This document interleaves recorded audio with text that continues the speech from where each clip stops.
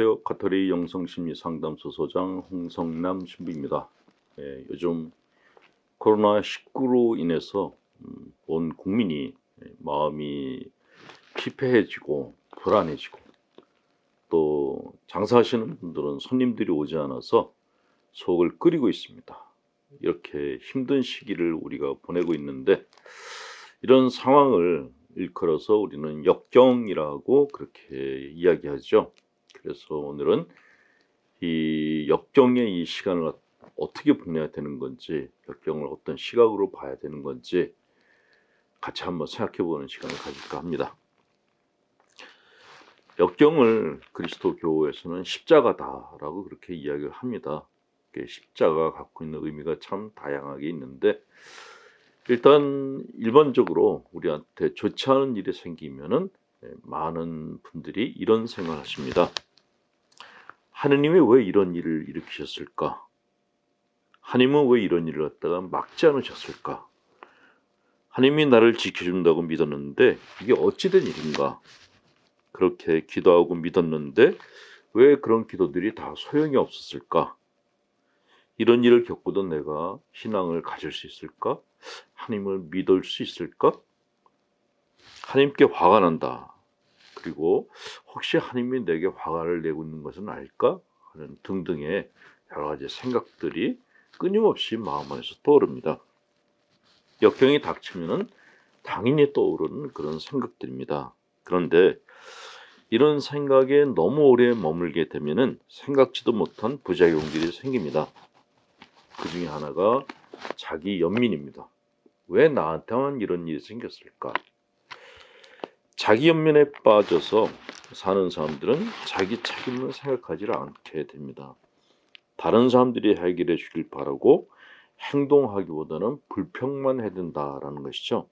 소위 자기 연민에 깊이 빠지게 되면은 피해자 역할을 하게 됩니다. 문제는 이 피해자 역할을 오래 할수록 그 역할에 익숙해지고 같은 실수를 반복하게 된다는 것입니다. 부정적인 길을 따라가는 것은 쉬워 보이지만 속임수에 빠지는 것이라는 것이죠. 이런 삶은 또 무기력을 양산합니다.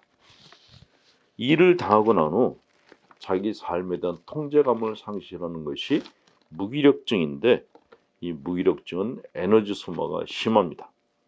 마음의 평화를 뺏어가고 원망, 불평, 차가운 태도, 피해의식 등으로 가득 차서 결국은 자기 삶을 피폐하게 만드는 것입니다. 세상의 모든 일은 우리가 알지 못하는 실로 다양한 원인과 이유들이 거미줄처럼 이리저리 얽히고 설켜서 일어나는 것들입니다.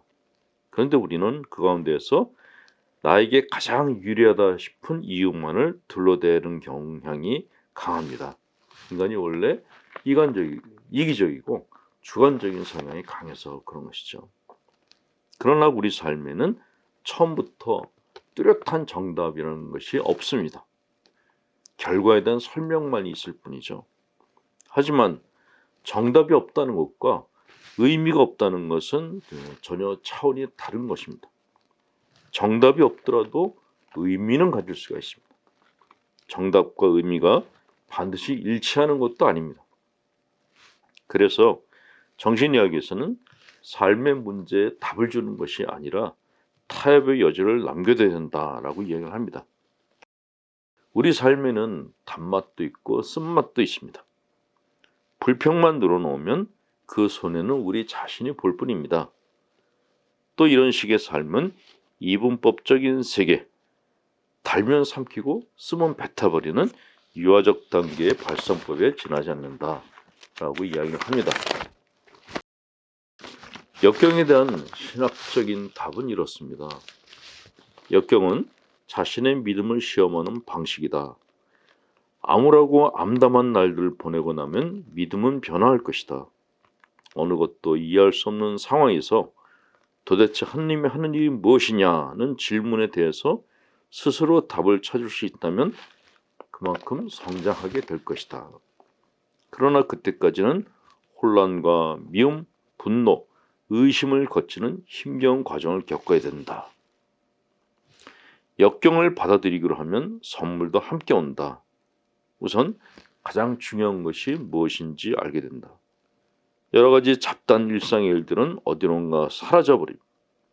노심초사하던 일들이 사소한 문제로 느껴진다. 비극은 모든 것을 큰 시각으로 보게 만든다. 그렇습니다. 자, 믿음이 강해지고 정신적 뿌리가 깊어지는 것이 역경이 우리에게 주는 선물입니다.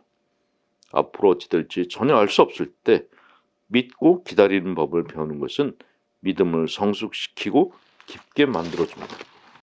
또한 역경은 선택의 힘을 가르쳐줍니다. 일어난 일을 통해서 배움을 얻겠다는 현명한 선택, 그래서 용기 있게 자신의 여정을 계속하게 해줍니다. 또한 더 큰 위기를 견디게 해줄 그런 자신감이 생깁니다. 소위 좌절의 근육이 생긴 것입니다. 좌절의 근육이란 무엇인가? 살다 보면 편안치 않은 상황, 그리고 편안치 않은 사람들을 좋아할 때가 있습니다. 그럴 때 마음은 풍랑을 만난 듯 힘이 들고 내가 왜 이런 일을 당해야 되나 당혹스러운 감정이 듭니다. 그런데 어떤 일이건 반드시 의미는 있다 그러죠. 이런 상황은 좌절의 근육을 만들기 위한 상황입니다. 마음도 근육이 있는데 운동을 안 하면 근육이 약해지듯이 마음도 그렇습니다. 마음의 근육을 만드는 방법은 불편한 상황, 불편한 사람들을 참아내는 것입니다.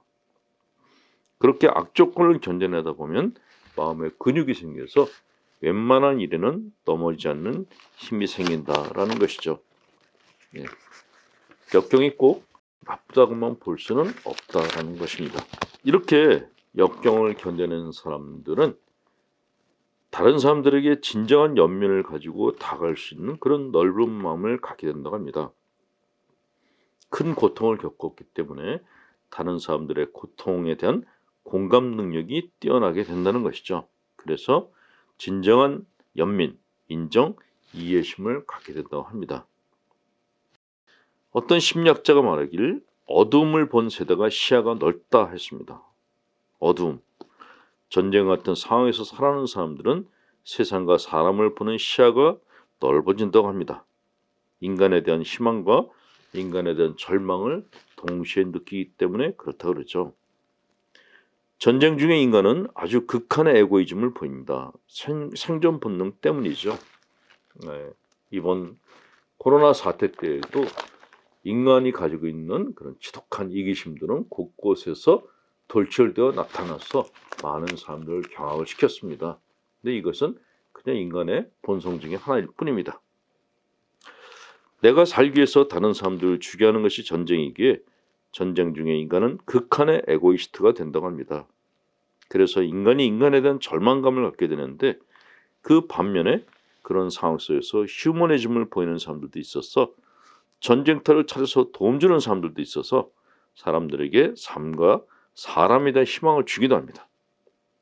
네, 이번 대구 경북 쪽에 많은 확진자들이 나타났음에도 불구하고 두려움 없이 사랑과 연민으로 그 지역으로 간 많은 의료인들, 봉사자들이 바로 인간에게 희망을 주는 사람이 어떻게 살아야 되는지를 보여준 가장 좋은 예라고 생각할 수 있습니다.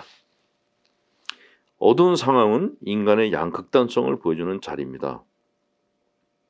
결국 전쟁이란 내면의 어둠이 외적으로 표출된 것이기에 내면을 보는 작업은 사람과 세상에 대한 시야를 넓혀준다는 것이죠.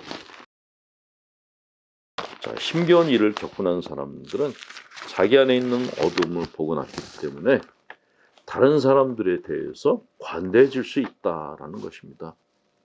산전수전 다 겪은 분들이 마음이 넓어지고 그 그릇이 커지는 이유가 바로 여기에 있는 것입니다. 자, 역경은 삶의 축복된 경고가 담겨져 있습니다. 역경이 알게 모르게 우리 생활에 파고들어온 잘못된 행동, 판단, 건강하지 못한 행동 방식의 결과라는 것을 알게 해줍니다. 지금은 아프지만 길게 보면 자신을 구할 수 있는 따끔한 경고라는 것이죠. 그래서 주님께서는 자기 십자가를 지고 당신을 따르라 하셨던 것입니다. 역경을 겪는 동안에는 정말 힘이 듭니다. 이 시간이 언제 끝날까? 혹시 내가 이렇게 살다가 망가지는 것은 아닐까 하는 그런 불안감을 가질 수가 있습니다. 네, 역경은 태풍과도 같습니다. 우리의 인생은 작은 배와 같죠. 작은 배로 태풍을 헤쳐나가는 것이 역경 속의 우리의 모습입니다. 잘 버티고 그리고 마음을 굳게 다져먹고 기다리신다면 태풍은 가라앉습니다. 그리고 태풍이 가라앉은 다음에는 나는 예전과는 다른 더 강한, 더 인내로운, 더 넓은 마음의 그런 사람이 될 것입니다. 역경이 주는 선물이 우리에게 올 때까지 잘 기다리고 잘 참고 사시기 바랍니다. 여러분들과 함께 같이 기도하겠습니다. 특히 확진자가 많은 대구 경북 지역에서 봉사하시는 모든 분들께 주님의 사랑, 축복이 함께 하시기를 기도합니다. 사투를 벌이고 계시는 환자분들 그리고 봉사하시는 분들을 위해서 간곡드립니다. 전능하신 하나님, 성부와 성자 성령께서는 우리 교우들에게 축복을 내리셔 기름을 비하소서. 아멘. 홍성남 신부였습니다.